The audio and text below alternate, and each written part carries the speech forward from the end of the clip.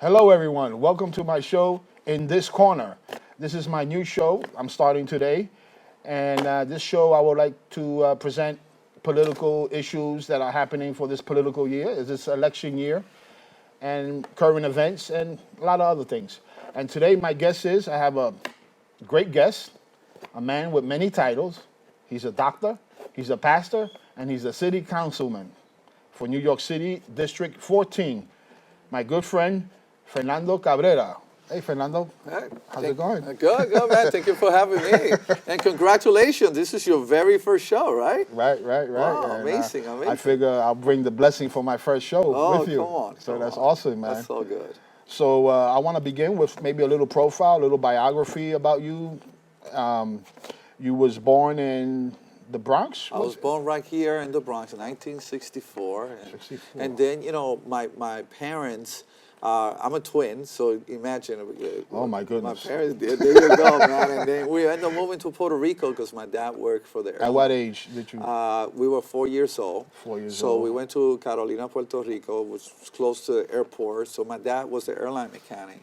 But when I was 14, my twin brother was literally, quote unquote, he was dying of asthma to the point his chronic asthma was so bad that the doctor said, you guys got to move out of Puerto Rico. And so my parents decided to go to California, and lo and behold, his asthma. California. Yeah, because the dry weather, the environment was different in terms of, all the allergens. But it was there that I felt a call from God. At what age? I was 17 years old. 17 years old. I was 17 years old, and I had a real encounter with God. It was amazing. And I felt a calling to be a pastor. And what brought you to that moment? Was it something? Was you tired of the world, tired of something, or that you got tired of, I don't know, something? Or you just, somebody talked to you and preached to you and you said, yeah, I see the light or something? It was my twin brother. My twin brother, he had an encounter with God. And I noticed that he changed. And there was something in him. And at that time, if I remember, you was into dancing and music, and man, that was your thing, right? I was into pop dancing, and I was one of the first ones to moonwalk, and I used to go to this club called the Ozone with Electric Boogaloo. Where, in California? In California, and so we used to go. So that was your thing before your that was encounter my thing, okay. and I, believe it or not, I was into school, and I used to run track. I used to be the fastest cross-country runner. So it wasn't a thing about drugs or nothing like that? No. You had issues like that, life-controlling problems? No, I was not dealing with that, but I came maybe from an emptiness, maybe, or something? Or? Well, I came from a broken home. My parents were divorced, and that would shake the life of any young person, especially during the teenager years. Right. But more than that, I felt an emptiness. I felt like there had to be more. Okay. And so when my brother changed and I saw his transformation, I remember saying, I want that more than anything else in the world. So we went to this retreat, and in that retreat, they asked, hey, how many of you want to accept Jesus Christ? And young people went forward. Everybody started crying. I cried, crocodile tears. But something told me, go outside. I went outside. I was all by my lonesome self. And all of a sudden, I cried out. And I said, God, how can I sin? What a sinner I am. And I just started bawling. Wow. I was crying. And suddenly, out of this brokenness, I'm telling you, David, more real than this table, this power, this presence, it was the presence of God. It just took over me from the innermost being, and it just overflowed. My hands went up automatically. Wow. And it felt like 30 seconds, but I know it was like 20 minutes. And the reason why is because by the time that encounter that transformed my life was over, inside, everybody was gone already. So it took quite a while for, I kind of put the pieces together. So there had to be someplace. So your brother was inside and you was outside I was outside having your encounter with God. with God. And so I went running after that, and I went looking for him and said, I got it. But that's it. You didn't want to do it inside. You didn't want to do the crying No, thing. it's not premeditated. That's the funny thing, David. Wow, It's yeah. just, it wasn't Just- premeditated, and I wasn't running for what was happening outside. I think that when God calls you, He calls you. And sometimes He does it by yourself, so that way you never Okay. thought it was Right, a right, show. right. It was personal, and God is a very intimate God.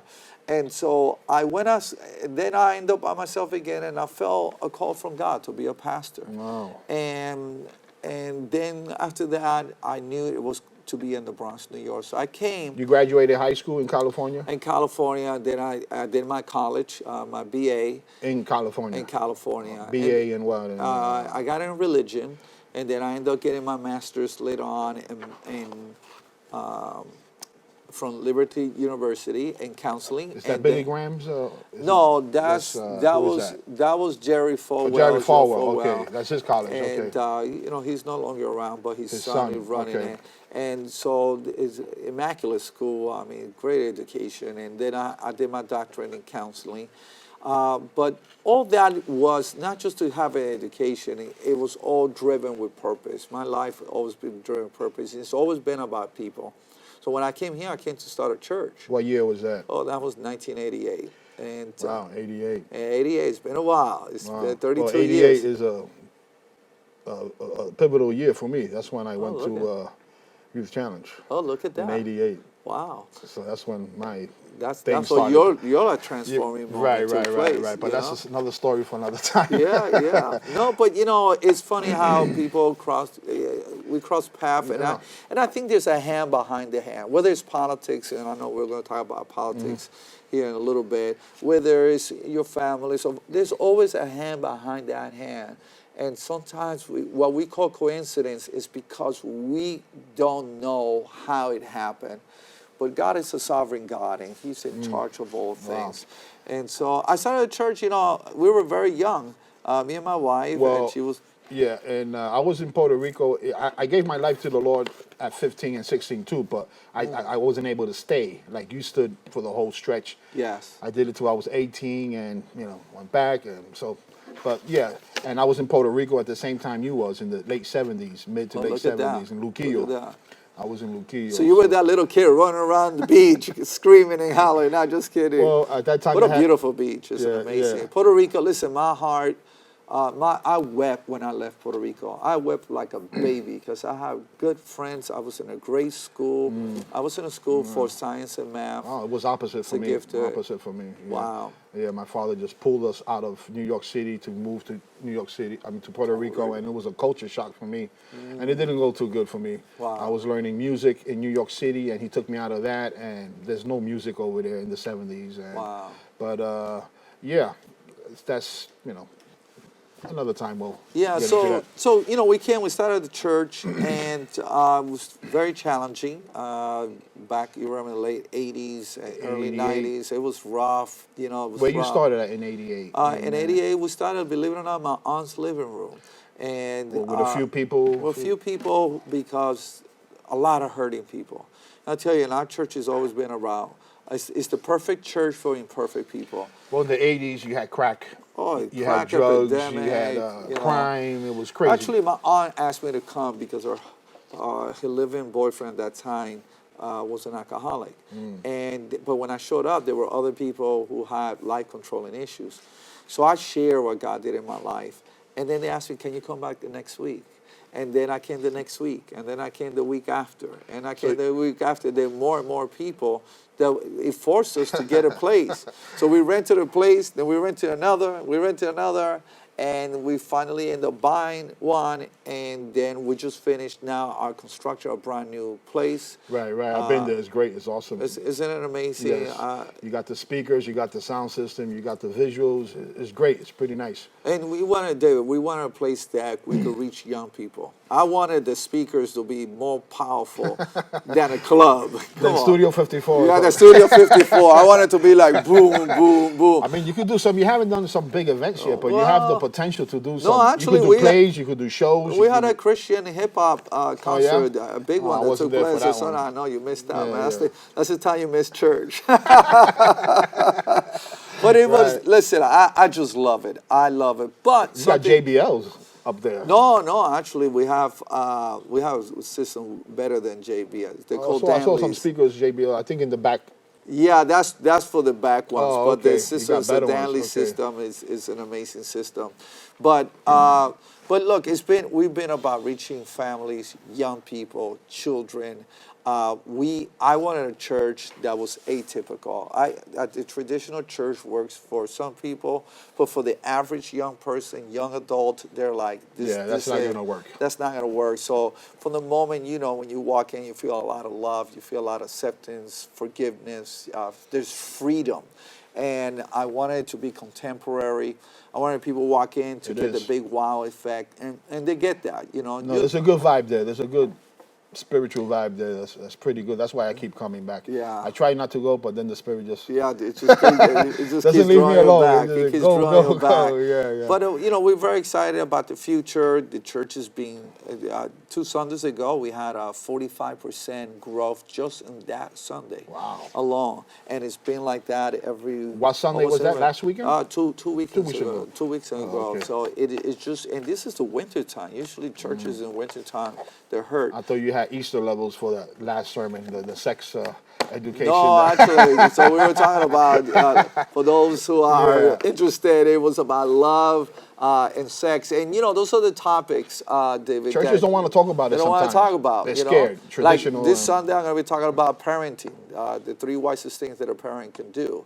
And so then the week after about singles, the solo life. I'll be there for that one. Yeah, I know you're going to be there. Wow. So, okay. So, and then in 2009, I believe, you decide to run for office. You felt a calling. I mean, religion and politics, the two topics that people, sometimes don't want to talk about it and could make enemies out of family. It's true. And you wear both hats. I mean, how does that work? It's an unusual thing, but let me tell you why I ran. In 2009, kids were getting shot, man. We had the worst unemployment rate out of the whole city of New York. If you were to look at all the councilman district and you studied the Furman Center, NYU, they have a study, and in number one in terms of unemployment was the district that 14th. we were 14th district. This before I became an elected official. Crime was out of control. Those who are watching right now, you'll remember 183rd Street. It was just like we had 8 shootings in 1 year. 183rd and what? And 183rd over there by Jerome Avenue. Okay, that was hot in the 80s too. That was, I remember. No, forget it, 80 in 2008, 2009. It was hot. It was just hot. And so what we did was, when I decided to run, there was a young person that got shot near our church. He became blind. Another one, in that same incident, a bullet went right through the young person. And I started to see that there was no representation. I started to see the elected officials were not stepping out. There was no youth, David, there were no youth programs at that time. And yet, there was all this funding that was supposed to come to our district. So I decided to run. I was not into politics. I was a college professor at that time. You was at Mercy College at that time, right? Mercy College, man. I ran the graduate program for counseling. I had a You was great doing job. good. You didn't need it. I didn't need. This is people think this is glamorous. It's a great responsibility if you take it serious. So I decided to run it, and lo and behold, we won the first time. Wow! And I say we because it's really a team effort. And we started to work. Look, now let's look at 10 years later. Crime has been reduced 66%. The unemployment rate from 23.5 down to 5.7. And then we have kids now graduating from high school at a record we had never seen before. I have one in high school right now out of my two. That one graduation rate at 99% graduation rate. 99. 99. And the average students, they graduate with 5 to 7 certificates of technology, like C++ and other skills that they're going to need when they go out into the world. The fact is, this district is not the same. I brought over $250 million into the district. I funded $250 million. I funded more into our public schools than any other councilman district. And that's Fordham, Kingsbridge? Fordham, Kingsbridge, Mount Hope University. And Heights, yeah, okay. University Heights. And so wow. we have seen our schools are getting fixed. I had kids in some of my schools that play violin, viola. We have somehow, I mean, it's shocking. Many of my schools. Music programs? Do they have some? I know they at one point they took a lot of them out. No, listen, I give them funding for it. Because that's great. I think that helps kids a lot. Oh, absolutely. You go to 390, you go right there in Burnside. We have a high school principal in our city who's doing a fantastic job there. We provided $2.7 million to fix the auditorium, and now the auditorium is state-of-the-art with air conditioning. It had not been fixed since the 1950s. Wow. It looked horrific before, and now it's tremendous. And I was just there 2 Saturdays ago for citywide chess championship, and is that right? So we fund that as well. That and opposed to that and to vouchers. What you think? Are you into the voucher So thing? look, we need the public schools. We're talking about charter schools. Yeah, right. Yeah, right. so you have charter schools. You got some good charter schools, and you got some charter schools that are not performing well. I think at the end of the day, it comes down to the leadership. There's tremendous value to public education. We got to do better. If it's well funded, I think. The funding is not the problem right now. Let me tell you, we pay per child more for our children than just about any child in the United States. And so I think it's what we do in the classroom, how we do it, how we educate the kids, and also what happens at home. We need the cooperation. Home, that's a whole other topic with the fatherless issues. I mean, I think the fatherless issue, I think, is like maybe 70% of the problem. Well, that's a big broken issue. families. That's a big issue when you have kids who go by the wayside. Exactly. Right. Well, and every time I talk to gang members, crew members, 99% of them. Well, it'll affect somebody if they're not have the father there to help you with homework or make you go to school, and because the mother, sometimes it's kind of hard for her to be the disciplinary. Tough. Look, it's tough. My mom was a single mom, taking care of 4 kids. And you came out pretty good. I know, but I'm going to tell you, it was tough, and it cost my mom. I go like this to my mom because my mom. Still around? She's still around. Yeah? She lives in Virginia. My brother watched over her in Virginia. Awesome. But let me tell you the keys to schools. And the studies have shown that if a kid does well by 4th grade, they're going to do well from there. By 4th grade. If they don't do well by 4th grade, there's a good chance that they're not going to do well. So I think it's critical that we do a good job in those first 4 years. And that's why I'm happy that we have pre-K. And now we have, starting as young as 3 years old. And so we get in those programs going throughout the city. I think it's critical what happens at home. I was reading to my son and daughter, but let me just take my son as an example. Since before he was born, right in the belly. Exactly. And when he was born, I would read him. Something happens to the brain. Well, studies have shown if you play music or you talk to them, and you're real nice with the belly, and there's something. There's something. What happens is when a child is born, the brain begins to adjust based on the environment. So if you have an environment where there's multi-syllable words, then the brain has to adjust to that. After 5 years old, that's already set up. The brain is already set up for whatever. After 5. After 5. So that's why it's critical that we do the work. My son was reading by the age of 4 years old. So by the time he went to school, he was already I bought on hooks on phonics, and we got together and and spend that time. And it's a Well, sacrifice. that's I very would tell the important, having parents. a father, I think. Both parents. Yeah, I mean, it does. So my challenge, and I want to say to all the single moms that are watching right now, I know your job is very, very difficult and hard. My mom went through it, and I salute you for all that you're doing. I want to encourage you to get the resources, an after-school program with the kids, connect with a house of worship that might have mentors that can mentor your kids, to be able to have that male figure in their lives. I think it makes a huge, well, huge difference. now that you mention after-school programs, I saw Mayor de Blasio state of the city. He wants to put maybe 25 more after-school program buildings, which I think is a great idea. Helped me in Absolutely. my youth. Activities after school. Did you see the speech? Did you? Yeah, yeah, I think that's critical. Let me tell you why. And I've been saying this since day one. Before as a matter of fact, from the days that I've been running, because my platform was all about youth and senior, is that what is critical is that we'll get, and this is the one line I always use, and I believe in it. Our children will be so tired doing good, they'll be too tired to do bad. Exactly. And so we gotta keep them busy. They're just gonna want to eat doing the and right go to thing. bed, and that's Yeah, it. they'll be like, I'm too tired to go for help. Oh, I great. have to. And let them have their fun. Great. Let them have their education. Let them have their Okay, so you've activity. been making the district better for 10 years. Now you feel another calling. Now you want to run for the seat, AOC, a seat, a 14th district, congressional district. You're going to challenge Miss AOC, she's very popular these days, and they say the Ocasio effect.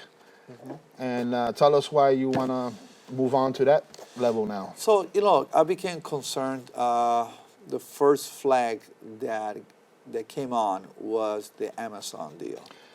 Where she said it was going to be $3 billion in tax breaks for Amazon, and there was a problem with unions.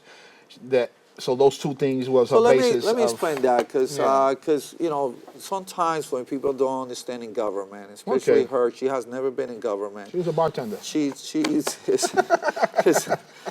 so. Which nothing against bartenders. No, we Right. do we love them, but the Yeah. challenge here is when you don't haven't had the preparation, including life preparation, that you take things out of context. So, Life for example, the preparation. $3 billion tax break. That's a tax break that every business over 300, if you have more than 300 employees, that you get from the state of New York and from the city. The only thing that we're adding was an extra out of that, almost $3 billion. It was 2.7. It was $500 million, little extra. But look what you're going to get. You're going to get $27 billion back. Who does not give 10% of whatever you're That's going to true. get? That's true. I mean, every city was drooling to be able to have why? We were going to get $27 billion, 25,000 direct jobs, 100,000 indirect jobs. We own $100 billion in the city of New York right now. We're in debt, $100 billion. $8.5 billion service debt.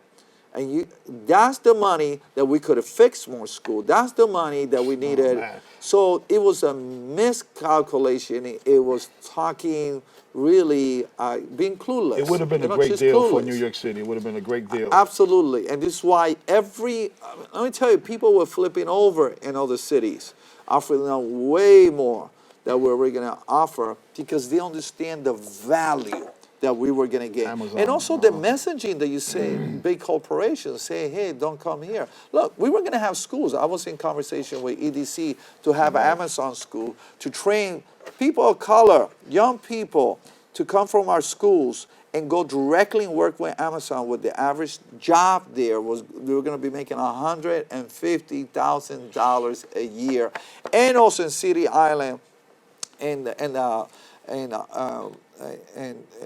housing community there, affordable housing community there, we're going to get 1,800 jobs, national building, I say, 1,800 jobs directly that we're going to work in Amazon. So this is She really troubling. she really didn't look at the whole aspect. She didn't. She was short-sighted a little bit, and She didn't look at all the future benefits. And that's the problem with That's too politics. bad. Sometimes we go for sound bites.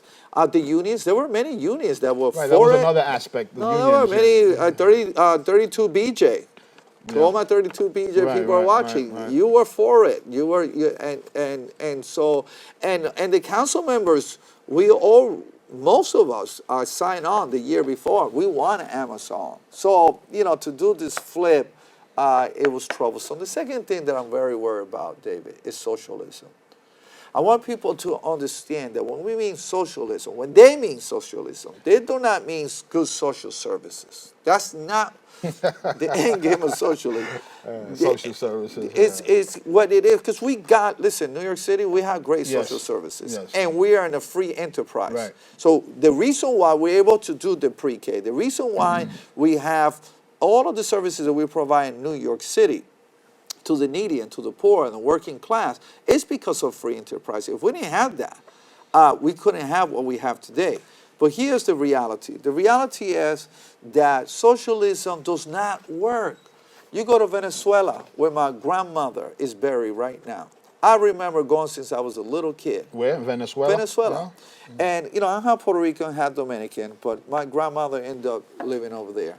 Why did she go there? Because it was a prosperous, rich in every way. Well, at that time it was pretty good. Was it socialist at that time? Or? No, No, it it was a free Capitalism. enterprise. It was capitalism, and it was the most prosperous country in all of South America. What happened? Socialism come in 10 years. Chavez and Maduro killed Venezuela to the point now Caracas has the worst crime in any city in the world, and the average person has lost 25 pounds. I had to fly in my aunt here to live with us for 4 months, and right now she's in Dominican Republic with some family, because the situation there is so grave and so awful. But not only there, you go to Greece, you saw a socialism Right, there. right, You go to right. Bolivia, They people almost did a went bankrupt revolt. over there, yeah. They overthrew look, what happened in socialism, the 1%, they always the top 1%, the top 1% are the politicians. Do you really want the politicians to be the top 1%? And so there's nothing free in life. Everything costs something, and especially if it has value. So what we got to do in America under this free enterprise, and we have to prioritize. I think that's what our issue is, and this is where we need to give more resources to the people who are in need. But to change the system, and here's the end game of socialism, is to make you dependent on government. Okay. You go to Cuba, that's what you find. I've been to Cuba. And I'm telling you, it's like you're still in the 1950s. It looks nice on TV, but when you go there, with the cars, beautiful yeah, people. Yeah, with the cars, but those are cabs. Those American-made cars, 1950s. Yeah, it stopped right Yeah, there. and they use them for cabs. A cab driver makes more than a medical doctor. Medical doctor in Cuba makes $35 a month. I'm not exaggerating. Wow. The reality there is dire. I mean, it's awful what's happening over there. So that's and then she has another thing with this Green New Deal. I don't know how you feel about that. I mean, I know taking care of the environment is important, and we all should do Of that. course. But I don't know, maybe going to the extreme sometimes, and something good about point, cows, and Yeah. she's only going to serve in the world 11 years or something like that. So What's that about? So here's what the Green Deal. First of all, that she has its own real estate. She wants to get rid of every plane.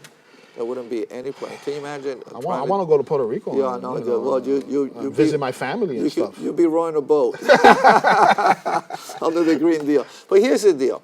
We do have an issue in the world, but that's not the solution. The United Nations already come up with a solution, and it's not that. Her solution will cost the average family $650,000. Over $91 trillion. I want you to understand that's triple of the debt that we have here in the United States. It is just unrealistic. Every economist, it is fantasy. It's not practical. But let me tell you what will work. We need to fund the agency in the United States where we're going to be able to come with new technology to reduce emission, and then share it with the rest of the world, because we emit 14% of all the emissions of the world. So we got to share that. We also got to do something very practical that we could do in other countries like Israel, like Ethiopia, who just planted 100 million trees over there. If you put enough trees to cover the size of the United States, it will cut almost all the emissions. It will get us almost there to where we need to be. Wow. Incredible. So yeah, okay, environmental issues. Yeah, all right. So now the presidential race. I want to get into that a little bit. We have 2 minutes before the break, but okay. So you're running. All right. So and how about the? Can you tell me quick for the 2 minutes we have left? What's going on with the 15 district? The congressional district. Right, the congressional district. Okay. So that's that district covers a bit of my. That's Serrano's. That's Serrano, but he's Congressman not doing Serrano. good right now. Yeah, Right? he announced that he has Parkinson's. Okay. And so. What he's doing now? So that office is No, on hold right now. No. He's still working. Oh, he's still working. He's still Okay. working, and the office is still working. He has service our community for the last 33 years. So, my hat's off to him. I wish him truly the best. Yeah, he was pretty good. It's going to be a very contentious race. You got Reverend Diaz. You have Councilmember, and they're both Councilmember Idanis Rodriguez, Richie Torres. You have Assemblyman Blake. Are you endorsing anybody yet? I haven't endorsed anybody yet. I mean, okay. right now I'm very focused on my race, but I have to tell you, it's going to be a very interesting race to watch, and it's going to get exciting. You're going to see a lot of the action taking place after the presidential race, because the presidential race right now is absorbing all of the news. After that, then comes the congressional race, which is the 23rd of June. I want to encourage people to go and 23rd vote. of June Of this year. This year. Yeah, for the primary. So that comes first, and That then comes first. November is the presidential election. It's the presidential and also the general election. Right, So right. right now you have the primaries in April for the presidential, and also for congressional in June. But this year, I want people to understand, we have 9 days to vote beforehand, so they have an opportunity to vote early. Early voting is more convenient, and you don't have to be in the big rush. Early voting. Early voting. As early as. It's 9 days before. 9 days before. 9 days before. Oh, So okay. they have different sites that they could go to, and they could be part of, go and vote early. I was, this last election, I was there to vote early. As a matter of fact, I was one of the first ones, 10 o'clock in the morning. It's a lot easier. Let me tell you, it's a lot easier. Yeah, instead of waiting online. Instead of waiting online, it just diffuses the concentration. And this presidential, I believe there's going to be a lot of people coming out to vote. Okay. We're going to continue in a few more minutes. We're going to take a short little break right now, and we're going to continue with Dr. Fernando Cabrera. And we'll be right back. We're going to talk about national politics and some other topics. So don't get lost. Come right back, please. Thank you very much. It's not always easy being a dad. Do you have panda asthma too? Does that run in the family? This is the home of the most priceless kung fu artifacts. But when you make an effort, Dad, we're not supposed to touch anything. Oh, sorry. Go along, son. it's always worth it. Whoa, faster! The smallest moments can have the biggest impact on a child's life. Take time to be a dad today. I am gonna get you. I'm gonna get you. Call 877-4DAD-411 or visit fatherhood.gov to learn more. Sure, I look cute now, but when my owner lost his job, it was rough. I was living on the street, and one night, me and this Cocker Spaniel got into it so bad, I wound up looking like an ice cream cone. I cried a little bit, but thankfully I got rescued, so I'm running, I'm jumping, all back to my old self. And I'm ready to give unconditional love, even if you put a lampshade on my head.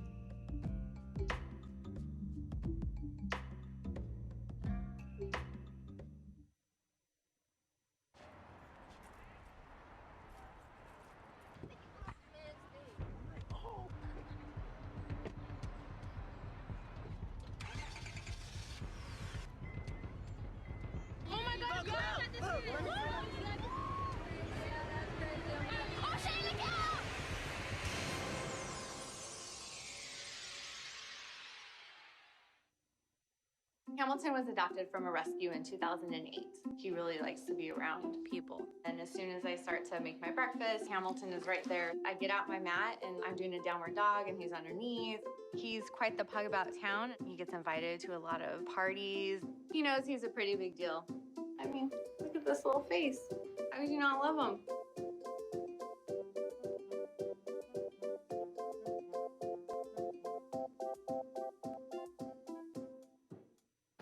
And we're back with Dr. Fernando Cabrera, City Council member of District 14.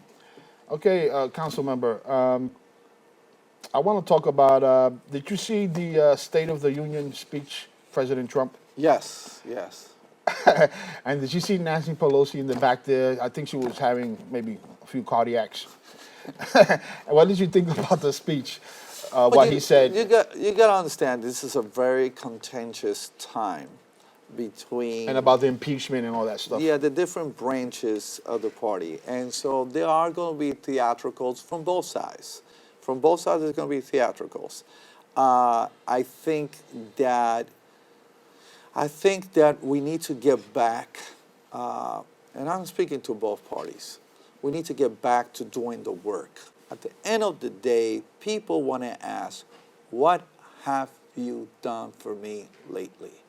You know, what I don't want is these powerful offices, congressional, presidential, to be like a big Ferrari with all that power in a lift. The wheels are turning, but we're not getting anywhere. And that's the sense that I get often. Well, he has a list of accomplishments that he has. You know, he has done some stuff. No, You know, look, it takes all of the the branches. economy is not too bad. It takes all of the branches, right, to do, a budget gets approved by Congress. So nothing happens in isolation. And there's a lot of theatricals, more than people will ever care to know what happens in the front versus what happens in the back end. Right now, there's a lot of bad blood that is taking place. But in general, what do you think about Trump and his speech, his policies? What do you think of him as a person? Do you like him? I mean, tell us a little bit what you think.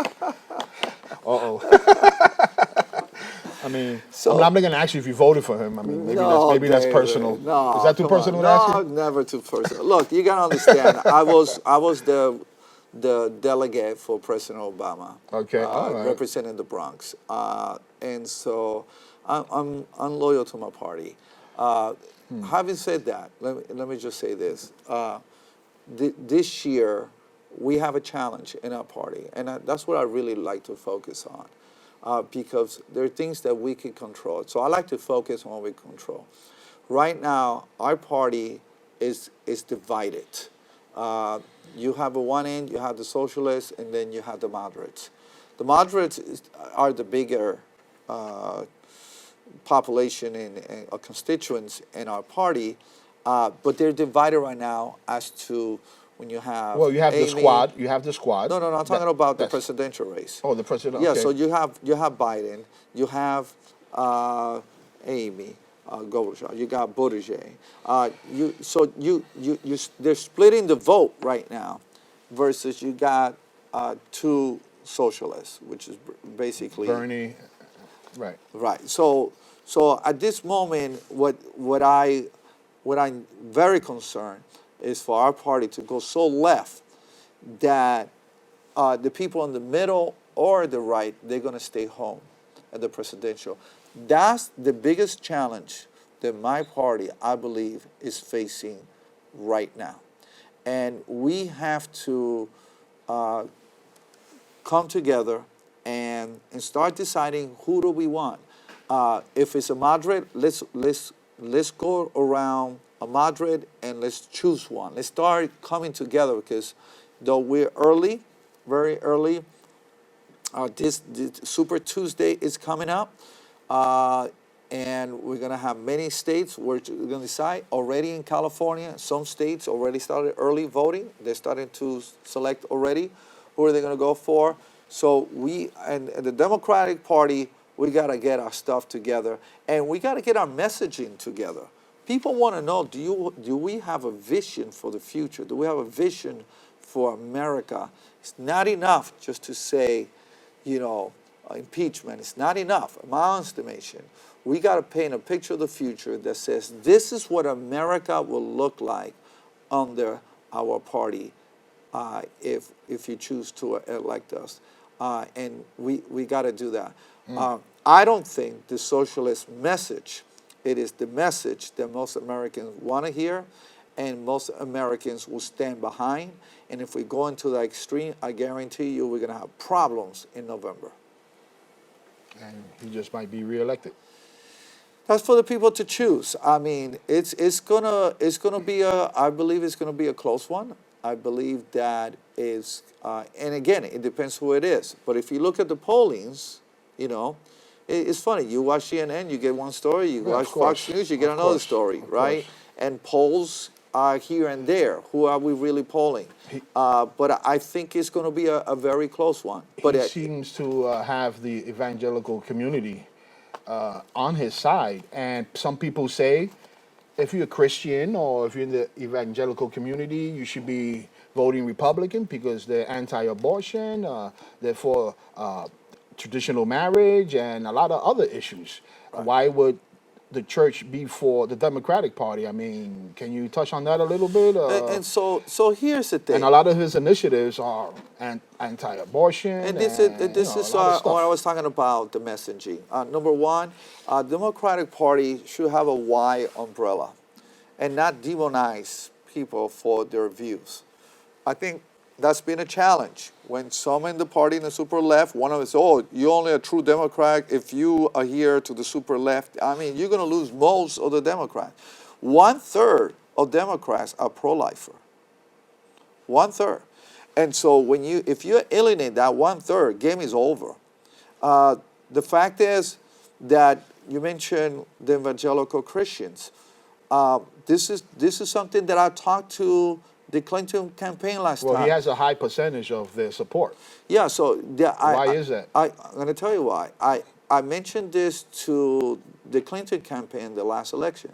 I said, I go to your website, and I don't see one little blink about houses of worship, about the religious community, and yet this is a community that determines a lot of the races. This is a swing vote in America. So you have to attend to we don't, the message I got back, no, it's not needed, we got this. And at that moment I realized, wrong. They're very wrong, and it costs us the election. Yeah, a lot of people say, if our views are not included, those of religious persuasion, and I'm not just talking about Christians, I'm talking about Muslims, I'm talking about Jews, right. I'm talking about the whole umbrella that you matter, that we want to hear to your needs. Look in New York City.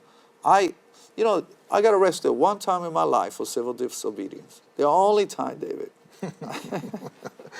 You had the bracelets on. Yeah, I'm telling you. You know what it was for, shockingly, in the city that is so much for freedom and tolerance? Because they wanted to get kicked out houses of worship from public schools, being able to rent just like the 10,000 other organizations. And we fought back and we won. But when you have that messaging that goes forth in a city like this, when 71% of New Yorkers agree with the houses of worship to be able to rent, just like everybody, treat everybody the same. I mean, there's something wrong. And I think that's one of the challenges in the Democratic Party, that religious people get taken for granted. Well, some of his initiatives, he's fighting for prayer in school. The Johnson Amendment, which I believe allows churches to get involved more politically, is that? No, the Johnson Amendment basically... which he did an executive order. Yeah, well, the Johnson Amendment basically, when Johnson did it, is because there were two nonprofits that went after him. And back then, nonprofits could get engaged politically, the 501c3. He made it illegal. Which churches are, right? By the way, churches are as well. By the way, he regretted that afterwards, after they did the Johnson Amendment. Is that right? Oh, yeah, it's on the record. And the reason why is because I have a problem with the Johnson Amendment. The reason I have a problem with the Johnson Amendment is unconstitutional. You cannot tell if we have a separation of church and state, the state cannot tell that man of God or woman of God in the pulpit what to say. And if I want to say whatever I want to say, according to the convictions that I have, the state has no right to tell. As a matter of fact, every year, 4,000 pastors send us a DVD. We still got DVDs to the IRS preaching about politics and say, go ahead, take my 501c3, because the Alliance Defending Freedom is going to be there to sue them, and they know they're going to lose. The IRS, they know they're going to lose. So I think it's unconstitutional.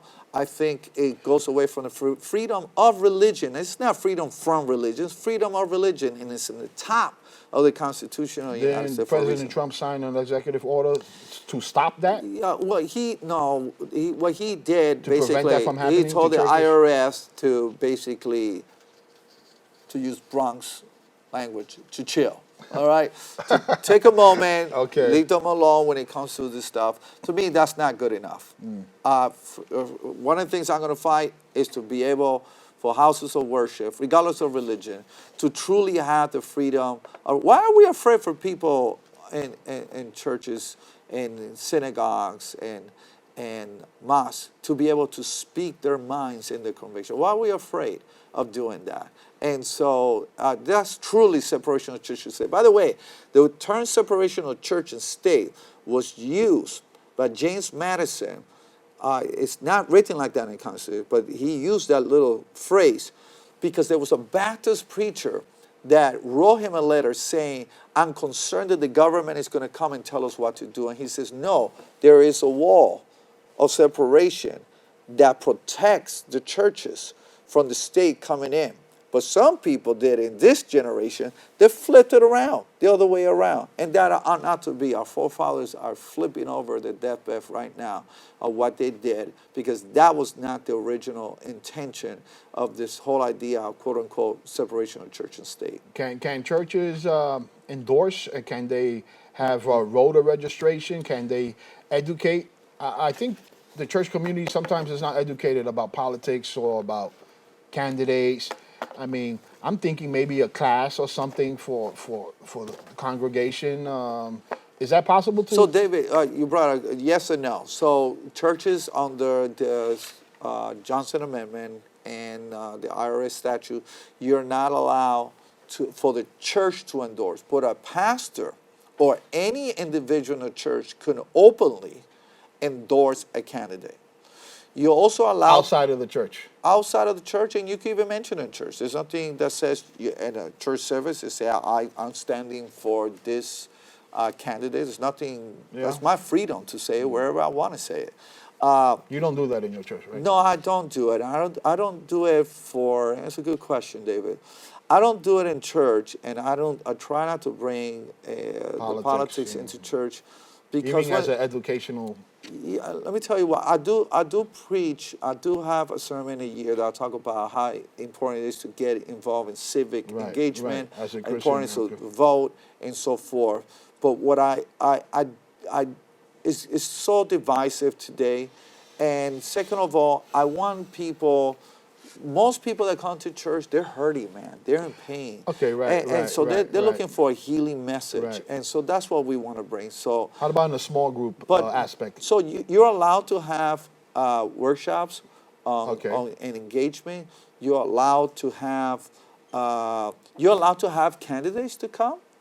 And I've seen that happen, right? Yeah, and have a forum, whoever comes, and to ask them questions. And I think congregations should do that. They should be very well informed. Don't just go by a name. Don't go because of what the media say about them. You want to know their views. What are they standing for? What are they standing against? Because a lot of times electoral officials, politicians, quote unquote, they could be very savvy as to, they learn the language.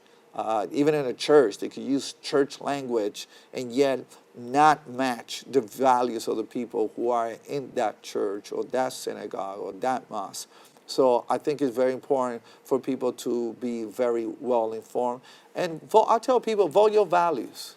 Vote your values. Well, it seems to me Seems to me Trump and the Republican parties, I think it's a little more connected to the evangelical community and the church community when it comes to like the sanctity of life and marriage and stuff like that. So I don't see why. But there are I don't other see issues. why the church would go Democratic. Well, I but there mean, are other issues. And here in New York City, you see a lot of Christians who are Democrat, Right, right? right. And the reason why, because there are other issues. The issues of poverty. That's important to God. Right. There are issues regarding justice. There's issues about how good government and so forth. So we Christians are not monolithic. But having said all that, I tell people, vote your values. So when you go to sleep that night after you have voted, you say, I voted what was really important to me. Right now, what we're seeing for the average person, the most important things are health care, affordable housing, good paying jobs. Those are the things that are really grabbing the attention. Good paying jobs is something that I see in our community that people are looking for. And so, get informed and tell people knowledge is power. It's an old Watch the debates. saying. Watch the debates and look for the facts, because anybody could say anything. Doesn't match the facts.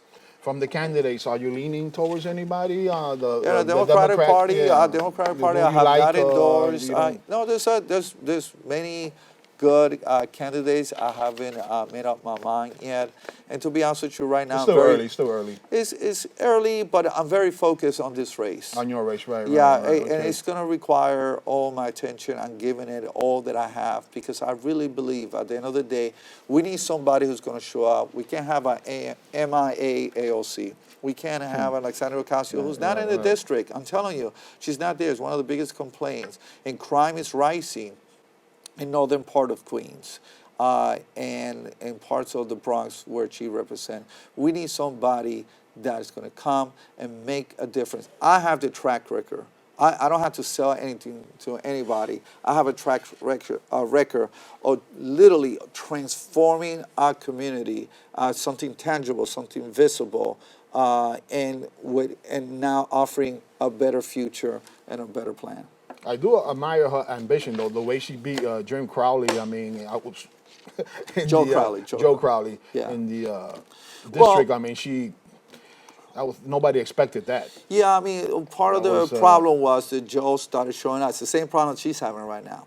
And Joe didn't have a race in 10 years. And so then people start forgetting who you are. You're not showing up. You got You're not in comfortable district. You're living in Washington, D.C. She's living in Washington, D.C. She doesn't live here. She was from Yorktown. She came from Yorktown, parachute, used the father's address to be able to run. Lived in Westchester for a while, too, I believe. Yeah, that's Yorktown. Okay, Oh, yeah, Yorktown, 45 okay. minutes from Oh, here. okay. And so she came parachute, used her, and this is all in the news. I'm not making this stuff up. Right, and the right. mailman himself said, she's not from here, the neighbors.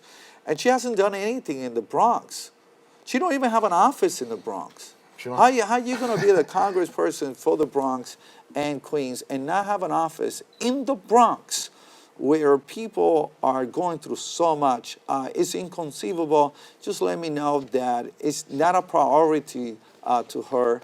And she continues to be MIA AOC in a district. And I tell you, I'm going to turn that around to show up and to make the difference, to hear the concerns of the community and see the transformation take place, just like it happened in my councilmanic district. Awesome. Speaking about your district, and I saw you on TV the other day with Mendez Rodriguez sponsoring a bill to allow non-citizens to vote. I don't know, some people agree with it, some people think it's a good idea.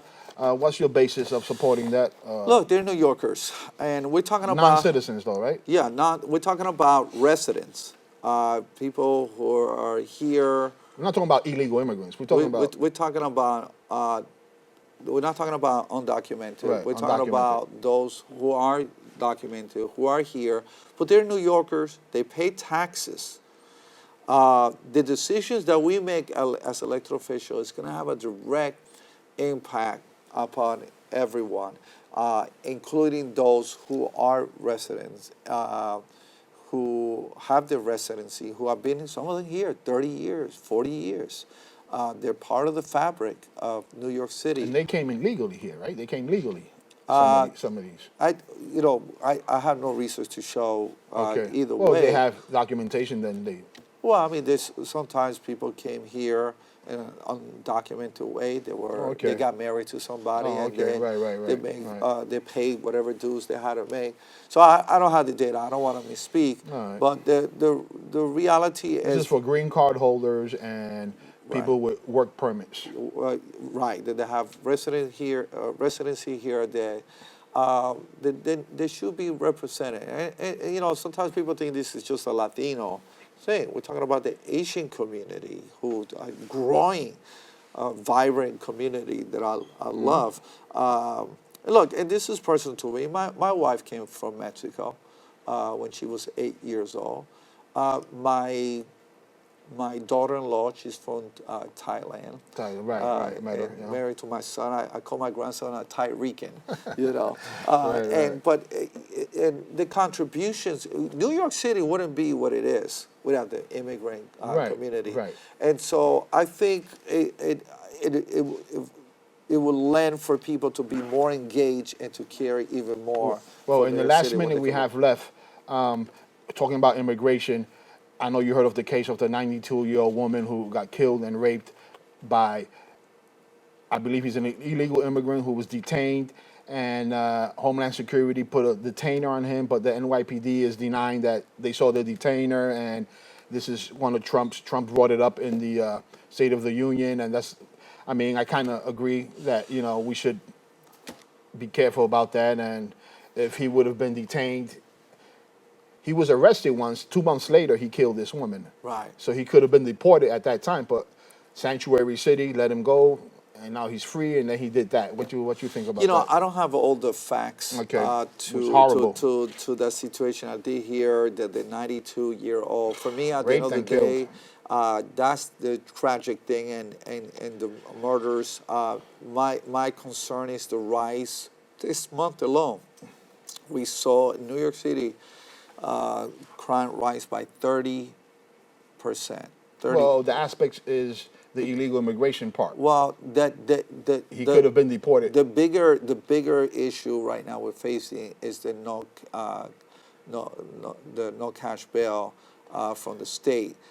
I hear there's problems with that too. That to me is something that needs to be revisited by Democrats at the state level, because that is having a bigger ramification, and striking the balance of what you have spoken about,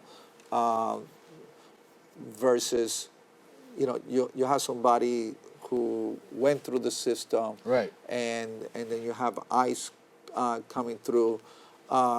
There's a lack of trust in ICE. I think that's part of the problem on how they go about doing arrests and getting their information. And I think that needs to be reviewed. At the same time, we have a 92-year-old that was murdered. I mean, And God, raped. and raped. Yeah. I mean, I came in, my grandmother lived to 102 years. Okay, we have to end the show now. I want to thank the public for watching my show, my first show, and I want to thank Fernando Cabrera for blessing my first show here. Congratulations. And for helping me with my nerves and giving me a few tips. Thank you, and I see you next time at This Corner with David Mendez. Thank you. Have a great day.